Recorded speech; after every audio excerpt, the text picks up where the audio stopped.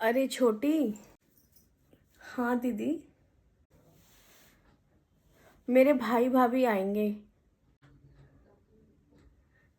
अच्छा, भाई भाभी आ रहे हैं। आप मुझे ये बताइए क्या बनाना है, मैं फटाफट से तैयारी कर लेती हूँ। नहीं नहीं, बनाना तो कुछ नहीं है, ऐसा करेंगे सब्जी और कुछ स्नैक्स तो मंगवा लेंगे बाज़ार से, और घर पे खीर और पूड़ियाँ बना लेंगे। मेरे भतीजे को पूड़ियाँ बड़ी पसंद है। हाँ, ये भी आप ठीक ही कह रहे हो। हम खाना बनाने में लग जाएंगे और चलते फिरते ही बात हो पाएगी। बाजार से मंगवा लेते हैं और खीर और पूड़ियाँ घर पे बना लेंगे। हम लोग तो खाना बनाने में लग जाएंगे, फिर उनके पास बैठेंगे कहाँ। बैठने का तो टाइम ही नहीं मिलता है। वो लोग आते हैं, सामान देकर चले जाते हैं, हम लोग खाना पीना बनाने में ही लगे रहते हैं। अरे छोटी सुन, तेरे भाई भाभी कब आएंगे? अब तो 4 ही दिन रह गए हैं।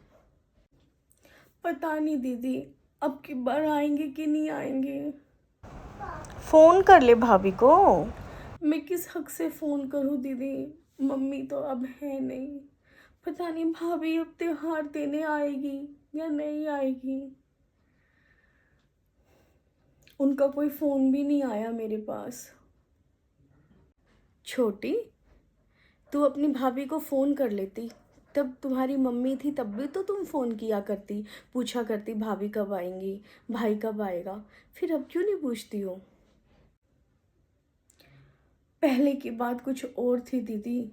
मम्मी को मैं हक से सामान के लिए लड़ भी लेती थी, मुझे तो यही चाहिए। मम्मी को मैं कह भी देती थी कि नहीं, मुझे तो महंगी वाली साड़ी चाहिए। लेकिन अब मैं किस हक से बोलूँ दीदी। ऐसी बात नहीं है छोटी। वो तो माँ के साथ ही चला गया दीदी। अब मैं कैसे कह सकती हूँ भाभी को, कहीं भाभी ने मना कर दिया तो। इससे अच्छा यही है कि मैंने उनसे कुछ कहा ही नहीं। और मुझे नहीं लगता मेरे भाभी और भाई आएंगे। छोटी, नीले वाला सूट तुम्हें कैसा लगा? दीदी मुझे तो बहुत सुंदर लगा आपका नीले रंग का सूट, है ना? मैं सोच रही हूँ उस पर लाल रंग की चुन्नी ले लूँ। आप ठीक कह रहे हो, उस पर लाल रंग का दुपट्टा ज़्यादा अच्छा लगेगा। दीदी उसके साथ ना जूतियाँ भी ले लेना, बहुत खूबसूरत लगोगे। पंजाबी स्टाइल में सिलवा लेना। हाँ, जूतियाँ भी ले लूँगी। और ऐसा करना, एक परांदी भी ले लेना। तब परांदी लगाओगे ना बालों में और जूती पहन के चलोगे, सच में बहुत खूबसूरत लगोगे आप। चल अब परांदी लेकर कहाँ मुझे हीरोइन बनाएगी तू? मेरी दीदी तो पहले से ही हीरोइन है। कोई आया है ना? मैं देखती हूँ दीदी कौन आया है। नहीं तू रुक, मैं देखती हूँ कौन आया है। ठीक है, आप देख लो। छोटी, देख कौन आया है जिसका तू इंतजार कर रही थी। कौन है दीदी? तुम्हारी भाभी आई है। कौन आया दीदी? भाभी आप? नमस्ते दीदी। भाभी, भाई नहीं आया? आपके भैया भी आए हैं, गाड़ी जरा पार्क लगा रहे हैं, अंदर आ रहे हैं आपके भैया भी। लेकिन मैं आपसे बहुत नाराज हूँ दीदी। क्यों भाभी? आप पूछ रही हैं मैं आपसे क्यों नाराज हूँ? अभी थोड़े दिन पहले तक तब मम्मी थी, तब तो आप बड़ा फ़ोन किया करती। मम्मी मुझे ये नहीं ये चाहिए, मुझे ऐसी चूड़ियाँ नहीं ऐसी चूड़ियाँ चाहिए, मुझे तो चद्दर भी चाहिए, मुझे ये भी चाहिए। और अब आपने एक फ़ोन भी नहीं किया दीदी। मैं इतनी पराई और इतनी बेगानी हूँ कि आपने मुझसे ये तक नहीं पूछा भाभी आप कब आओगे देने। मम्मी के पास भी तो आप कहा करते भाभी आ जाना भैया के साथ ज़रूर। फिर अब मम्मी के जाने के बाद दीदी ये बेगानापन क्यों? भाभी, मुझे लगा पता नहीं आप आओगे भी या नहीं आओगे। कहीं मैं फ़ोन करूं और आप मुझे मना ना कर दो। क्या मैं अब आपकी भाभी नहीं हूँ? भाभी, ऐसी बात नहीं है, लेकिन मुझे लगा अब मम्मी दीदी, नहीं है। वाह दीदी, आपने मेरे बारे में खूब सोचा।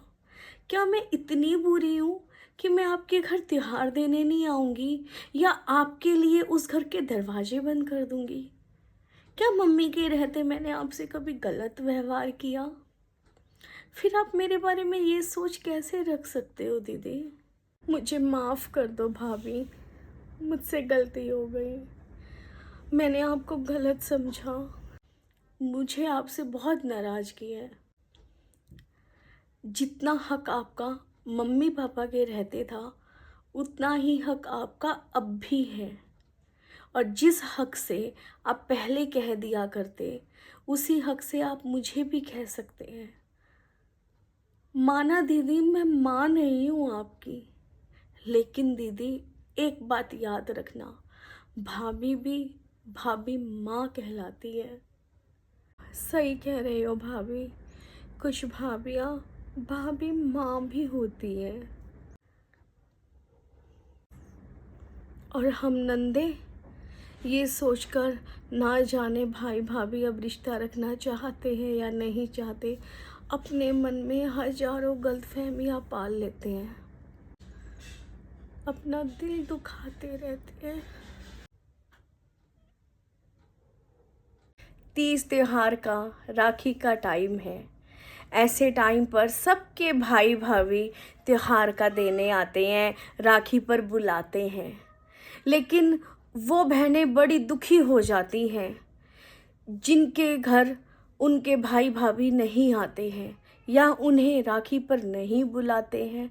घर में देवरानी जेठानी सास ननंद सब होते हैं, सब अपने अपने भाइयों को राखी बांधने जाते हैं या फिर उनके भाई आते हैं, त्योहार का देने भी आते हैं।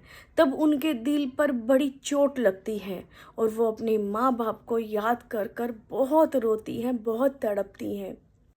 अगर आप किसी के भी भाई भाभी हैं और आप अपनी ननंद के घर नहीं जाती हैं या फिर राखी पर नहीं बुलाते हैं अपनी बहन को, तो इस बार आप ये नई शुरुआत ज़रूर करें, क्योंकि आपकी बहन बहुत तड़पती है आपको याद करके। राखी का त्यौहार ऐसा होता है, हर बहन अपने भाई की कलाई पर राखी बांधना चाहती है और आपके ना बुलाने पर उसकी आत्मा बड़ी तड़पती है। या तो आप बहन के घर जाइए या बहन को बुलाइए।